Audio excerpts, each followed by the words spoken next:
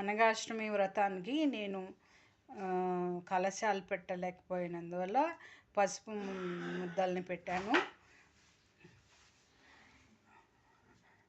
దీపారాధన, స్వామివారికి అక్షింతలతో అష్టోత్తరం చేసి, అమ్మవారికి గురువిందలు ఇష్టం కాబట్టి గురువింద గింజలతో అష్టోత్తరం చేశాను 108. యథాశక్తి ఆయనకి దీన్ని ఏమంటారు దాన్ని ఛత్రం పెట్టాను చూసారా.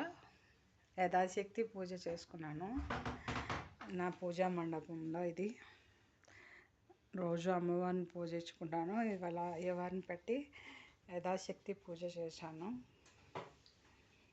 అందరికి కూడా చూపించాలి ఈ పూజ చూడడం వల్లనే అందరూ అదృష్టవంతులు, ఐశ్వర్యవంతులు, ఆరోగ్యవంతులు కావాలని కోరుకుంటున్నాను.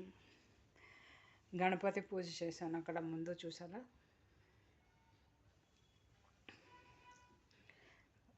దిగంబర దిగంబర శ్రీపాదవల్లభ దిగంబర దిగంబర దిగంబర శ్రీపాదవల్లభ దిగంబర. శ్రీ దత్త శరణం మమ. యాక్చువల్గా కృష్ణపక్ష మార్గశిర మాస కృష్ణపక్ష అష్టమి నాడు అనగాష్టమి వ్రతం చేసుకుంటారు. కానీ ప్రతి అష్టమికి కూడా చేసుకోవడం వల్ల ఎంతో మనకి ఎన్నో తీరని కోరికలు తీరుతాయి. నమ్మకంతో చేయాలని పెద్దల వాచ. ఇదే నేను మొదటిసారి చేస్తున్నాను. నాకు చాలా సంతోషం అనిపించింది.